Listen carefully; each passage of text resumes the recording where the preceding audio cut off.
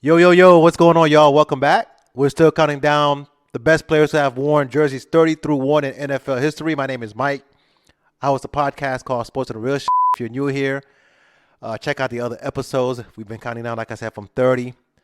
Also, check out the podcast. Hope you subscribe, like, share with your friends, family. Today, we're down to number 8. Ooh, some good guys at number 8. So let's check it out.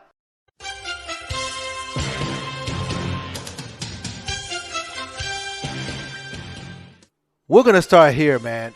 Steve Young had a really, really good career, and I think it was underrated because he didn't put up crazy stats in an environment where it wasn't meant for you to put up crazy stats.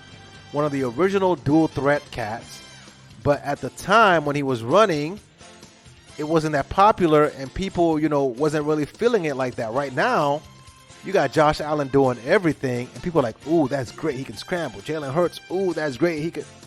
Back then, it was all about, ooh, you run too much, you're going to get hurt. And it was probably true because there wasn't no, protecting the quarterback back then. So anytime you got hit, it wasn't good. And Steve Young suffered multiple concussions. That is true. But still in all, Steve Young had an underrated career for what he was able to do. Played 15 years, San Francisco, started in Tampa Bay. People remember him trying to take Joe Montana's job, right? That back and forth and all that. Ended his career with 33,124 yards, 232 touchdowns, 177 picks. 107 picks, sorry. I'm telling you right now, if Steve Young played today in this open era where cats were spread out and running around, he would be damn near unstoppable because he was accurate as hell. So you really couldn't say, well, I'm going to force you to stay in the pocket and throw because he could stay there and pick you apart.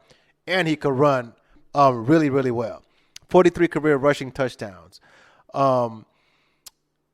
Between 92 through 94 and in 98, he led the league in touchdowns passing. So 92 to 94 and in 98, so 3 times, he led the league in touchdown passing. In 1998, he ended with 4,170 yards, 36 touchdowns, and 12 picks. 5-time completion percentage leader. 7-time Pro Bowl. 3-time All-Pro. 3-time Super Bowl champ. Now, he wasn't starting for all those, still in all. 2-time MVP. MVP of Super Bowl 29. 1992 Offensive Player of the Year. 13 comebacks, 16 game-winning drives. Listen, that's a full resume, man, but people aren't going to really look at that and be like, oh, wow, because what they're going to do is compare it to cats today who seem like they're throwing for 33,000 yards in one season, okay? But when truth be told is that back in those days, your passes were limited, right? You had to be accurate and make them count because it was built around the run game. Few guys were throwing a lot.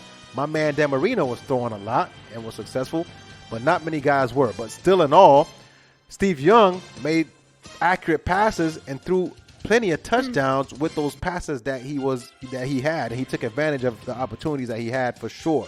One of the best quarterbacks of his generation. Backed up again Joe Montana for a few years, but once he got in there, boy, he balled out. Had multiple battles in the playoffs with the Dallas Cowboys against the Dallas Cowboys, and then finally overcame them in 1994 to go on and win the Super Bowl and blow out the San Diego Chargers, who should not have been there. The Dolphins should have been in that Super Bowl. As a fan, I will never forget that year. We should have been in that damn Super Bowl. But anyway, they blew out the Chargers in that Super Bowl, and he got a Super Bowl MVP throwing 6 touchdowns. One of the absolute ballers, took hits, got back up, and unfortunately for him, suffered some concussions. But all in all, really great career by Steve Young, one of the best to wear the number 8 jersey. Another guy to wear the number 8 jersey from that generation who coincidentally battled Steve Young, so the 8s were going up against each other for 12 years, was Troy Aikman. Troy ended his career with 32,942 yards, 165 touchdowns, 141 picks, 6-time Pro Bowler. And this is my problem, man. I'm sorry. I'm going to go on a tangent here. Troy Aikman was a good quarterback. But the level to which his status is raised because he won rings is ridiculous to me. And this is where ring culture, man, people got to stop with that. All right? Troy Aikman has 3 rings. Steve Young has 1. I don't think Troy Aikman was a better quarterback than Steve Young. But Troy Aikman made 6 Pro Bowls. And let me tell you the stats for those 6 Pro Bowls. 91, he had 11 touchdowns and 10 picks. How? 92, 23 touchdowns, 14 picks. 93, 15 touchdowns and 6 picks. 94, 13 touchdowns and 12 picks. He made the Pro Bowl. 95, 16 touchdowns and 7 picks. 96, Troy Aikman made the Pro Bowl in 1996 with 12 touchdowns and 13 picks. Come on, man. Come on, dog. That tells you like the bias people had for winning, and you don't know like what are the criteria for making the Pro Bowl if somebody with more interceptions and picks gets to go to the Pro Bowl because his team was winning, because Emmitt Smith was carrying. Listen, Troy was good. He had a pretty ass deep ball, strong arm, but damn it, when you look at these stats, Troy was kind of overrated for sure. Anyway, 3-time Super Bowl champ, Super Bowl 27 MVP. One time he threw for 20 touchdowns in his career. In 1992, 3,445 yards, 23 touchdowns, 14 picks.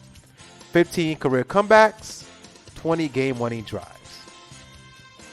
That summarizes Troy Aikman's career. Solid quarterback.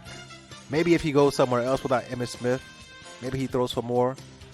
But when you look at these stats, I just asked the question, was Troy Aikman overrated? I think he was. Anyway, let's move on to some of the more modern cats. Matt Hasselbeck wore number 8 for a while. 17 years, really only played 13 across Green Bay, Seattle, Tennessee, and the Colts. Ended his career with 36,638 yards, 212 touchdowns, 253 picks, 3-time Pro Bowler. In 03, he had 38-41, 26 touchdowns and 15 picks. 05, he had 34-59, 24 touchdowns and 9 picks. 07, he had 39-66, 28 touchdowns and 12 picks. 8 times he threw for 3K, 15 career comebacks, 24 game-winning drives. Really solid quarterback. People might remember him, for that against Green Bay at overtime, saying we're going to win the toss and win the game, blah, blah, blah, right? And that didn't fare too well. Otherwise, pretty good quarterback, Matt Hasselbeck. More modern, Kirk Cousins currently wears number 8, wore number 12 at one point, I think, wears number 8. 11 years, Washington, Minnesota, 37,100. You see how these stats start to blow up all of a sudden? Like Kirk Cousins already has 37,000 yards throwing, whereas Steve Young ended his career with what? 33,000 yards, right? That's how the numbers start to blow up and you start to diminish the achievements of previous generations. Kirk Cousins in 11 years, he didn't even really start the first year playing behind RG3, didn't really play. He's already at 37,000 yards. And Kirk Cousins is not some superstar elite cat. Anyway, 37,140 yards, 252 touchdowns, 105 picks, 19 rushing touchdowns, 7 times he's thrown for 4K, 4-time Pro Bowler, 3-time 30-plus touchdowns. 2016, he had 49-17 yards. That was his high yards. And then in 2020, he threw for 35 touchdowns. That was his high touchdown mark. 2015, he led the NFL in completion percentage. 22 comebacks, 28 game-winning drives. Solid quarterback, solid career, Kirk Cousins, and one of the better guys to have worn number 8 in NFL history. Another guy going back to the style of Steve Young is Lamar Jackson. Lamar's played 5 years, 12,209 yards, 101 touchdowns, 38 picks. Just a baller.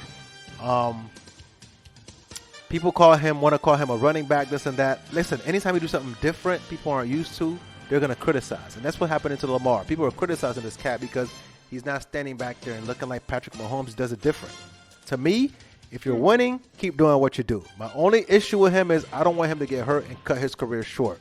So he's going to have to figure out a way. And I know he just recently started getting hurt, but in the NFL, injuries start to pile up, and he's not a big guy. But hopefully he can stay healthy because he's electrifying, and I want to see him win as the dual threat so that the stigma around, guys, what guys can and can't do, we could just let guys play, man. And if you're winning, regardless of what it looks like. Two-time Pro Bowler, one-time All-Pro, one-time MVP already. In 2019, he put up 31-27, 36 touchdowns, and only 6 picks, 7 career comebacks, 10 game-winning drives. Again, Steve Young was a runner, and people told him to stop running. He won a Super Bowl. Lamar Jackson's a runner, and people were telling him to stop running. If you win a Super Bowl, you'll shut them all up. And Lamar Jackson is one of the best to wear number 8 and one of the absolute best quarterbacks in the league right now. No doubt about it. Regardless of what it looks like, he gets the job done. So shout out to Lamar, one of the best number 8s. So if you ask me right now, obviously I think Steve Young is the best to have worn number 8. I don't think he has a challenger right now. He won a Super Bowl. He played on great teams, but he really put up some numbers, especially for his generation. But if you ask me in a few years what it's going to look like, I think Lamar is going to, stat-wise at least, Lamar is going to pass Steve Young. He's going to have more rushing yards. He's going to have more passing yards because of just the nature of the environment that he plays in. So we'll have to revisit in a couple of years. Right now I got Steve Young. A couple of years, 5-7 years down the line, it might be hard to argue against my guy Lamar Jackson, one of the best to do it, one of the best going. All right, y'all, I'm going to leave it there. Appreciate y'all watching once again. Don't forget to subscribe and like. Check out all the other videos. Check around the podcast if you haven't yet. I'll catch you guys next time on the countdown. We're at number 7. Y'all be good. Mike, Sports on the Rush. Peace.